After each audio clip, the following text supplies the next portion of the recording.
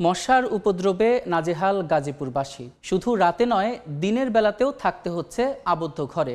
মশা মারার ওষুধ কিনতে গত 2 বছরে খরচ হয়েছে 9 কোটি টাকা, কিন্তু ফলাফল শূন্য। এদিকে এই বিষয়ে আলোচনার জন্য এই মুহূর্তে গাজীপুরে আছেন সহকর্মী মেহেদি হাসান, তার সঙ্গে যুক্ত হচ্ছেন নগর পরিকল্পনাবিদ শামসুল হক। সরাসরি চলে যাচ্ছি মেহেদির কাছে। মেহেদি, সামনেই কিন্তু ডেঙ্গু মৌসুম। সেই ডেঙ্গু মৌসুমের আগেই যে মশার উৎপাত গাজীপুরে তা কিন্তু ভয়াবহ আকারে বেড়েছে এবং সেটি কিন্তু এক প্রকার হুমকি বলা চলে গাজীপুরবাসীর জন্য। কেননা দীর্ঘদিন ধরে এই সমস্যা, তবে এই সমস্যা যদি আসলে এই ডেঙ্গু মৌসুমের সময়ও থাকে তবে কিন্তু সেটা আরও ভয়াবহ আকার ধারণ করবে, এমনটা কিন্তু বলছিলেন নগরবাসী। আমরা দেখেছি সিটি কর্পোরেশনের পক্ষ থেকে তারা কিন্তু এখন পর্যন্ত আমাদের সাথে সুনির্দিষ্ট কোনো তথ্য তারা দেয়নি, তবে এটি নিয়ে কিন্তু দুর্নীতির একটি অনুসন্ধান চলছে, দুদক সেটি করছে। আমরা যদি একটু জানিয়ে রাখি যে এই মশার উৎপাত থেকে বাঁচতে আসলে সিটি কর্পোরেশন বিভিন্ন পদক্ষেপ তারা বলছেন নিচ্ছে, এবং কিন্তু সেটি আসলে বাস্তবায়ন কতটা হচ্ছে সেটি কিন্তু আমরা প্রতিবেদনে সেটি দেখিয়েছি। তো এই বিষয়টি নিয়ে আমরা আজকে আলোচনা করব। সেই আলোচনার জন্য আমাদের সাথে রয়েছেন গাজীপুরের বিশিষ্ট নগর পরিকল্পনাবিদ শামসুল হক। আপনার কাছে একটু জানতে চাই যে এই যে গাজীপুরের সাথে, গাজীপুরবাসীর সাথে সিটি কর্পোরেশনের এক ধরনের কথার পার্থক্য, তারা বলছেন, সিটি কর্পোরেশন বলছেন যে আসলে তারা ব্যবস্থা নিচ্ছেন, কিন্তু নগরবাসী সেটি প্রত্যাখ্যান করছেন। এই দুই ধরনের কথার কেন হচ্ছে এটি? ধন্যবাদ জানাচ্ছি আপনাকে এত সুন্দর একটি প্রতিবেদন করার জন্য। গাজীপুরবাসী যেখানে সাফার করছে তারা কেন মিথ্যা কথা বলবে?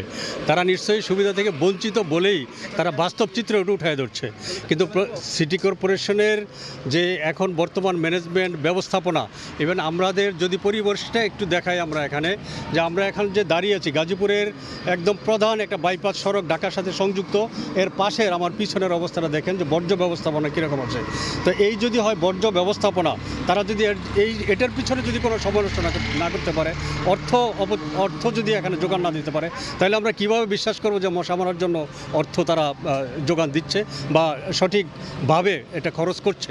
তো সুতরাং এই বিষয়টাতে আমাদের একটু সন্দেহ থেকেই যায়, এবং নগরবাসী যা বলছে আমার মনে হয় তাদের বাস্তব অভিজ্ঞতা থেকেই এই বিষয়টা বলছে, ওটাই ধরছে। একটু জানিয়ে রাখি যে আসলে এই যে বর্জ্য ব্যবস্থাপনা সেটি কিন্তু মশার উৎপত্তির জন্য সবচেয়ে গুরুত্বপূর্ণ একটি ভূমিকা রাখে, এবং আমরা যেখানে রয়েছি এটি কিন্তু গাজীপুরের সবচেয়ে গুরুত্বপূর্ণ একটি জায়গা, এবং এই জায়গাতেই যদি এই অবস্থা থাকে পুরো জেলার চিত্র নিশ্চয়ই আপনারা চিন্তা করতে পারছেন। এর পেছনে আমার সামনে কিন্তু শহীদ তাজউদ্দিন আহমদ মেডিকেল কলেজ হাসপাতালের সামনে অবস্থা। বিশেষ করে এই বর্তমানে এই পরিস্থিতির জন্য ঘরেও কিন্তু থাকা দায়, এই হাসপাতালের ভেতরে থাকা দায়। হাসপাতালের ভেতরেও কিন্তু আমরা দেখেছি কয়েল জ্বালিয়ে কিন্তু তারা চিকিৎসা নেয়। তো আমরা একটু আপনার সাথে কথা বলতে চাই যে আসলে এই যে এই বর্জ্য ব্যবস্থাপনা বলেন এবং মশার উৎপত্তি, সব মিলিয়ে আসলে সিটি কর্পোরেশনের কি করা উচিত এবং এই থেকে পরিত্রাণের উপায় কি? তো আপনি একটু আগে উত্থাপন করছেন যে আমরা কত ইম্পর্টেন্ট একটা জায়গায় আছি। আসলে একটা গাজীপুরের 500 শয্যা বিশিষ্ট একটা মেডিকেল কলেজ হাসপাতাল, পাশে আছে পাবলিক লাইব্রেরি, এর সাথেই সিটি কর্পোরেশন, আসে জেলা পরিষদ অফিস। সুতরাং আবার এই পাশে পিছনে আছে রেল স্টেশন। এত ইম্পর্টেন্ট একটা জায়গার মধ্যে যদি আমাদের এই বর্জ্য ব্যবস্থাপনা থাকে, এই বর্জ্যের এই অবস্থা থাকে, তাহলে সারা গাজীপুরের অবস্থা আমরা চিন্তা করতে পারি। তো এই গাজীপুরের বর্জ্য ব্যবস্থাপনা যতদিন না সঠিক পন্থায় করা হবে ততদিন মশার উৎপত্তি আমরা রোধ করতে পারবো না। আমাদের মশার উৎপত্তির মধ্যে যাইতে হবে, আর এর জন্য আমরা দায়ী করি আমাদের প্রশাসনকে, সিটি কর্পোরেশনের প্রশাসনকে, কারণ তার দায়িত্ব। আমাদের দুর্ভাগ্য যে সিটি কর্পোরেশনের শুরু থেকে আমরা কোনো পূর্ণ মেয়াদের মেয়র আমরা এখনও পর্যন্ত পাইনি।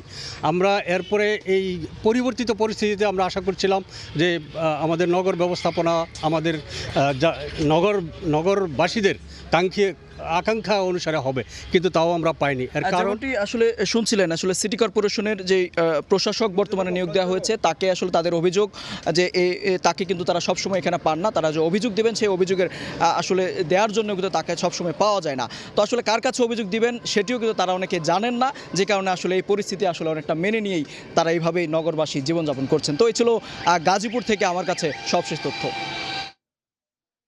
মশার উপদ্রব, সেখানে সরকারি কার্যক্রম তা নিধনে এবং তাতে অনিয়মের অভিযোগ, সবকিছু নিয়ে কথা বলতে গাজীপুর থেকে আমাদের সহকর্মী মেহেদি হাসানের সঙ্গে যুক্ত হয়েছিলেন নগর পরিকল্পনাবিদ শামসুল হক।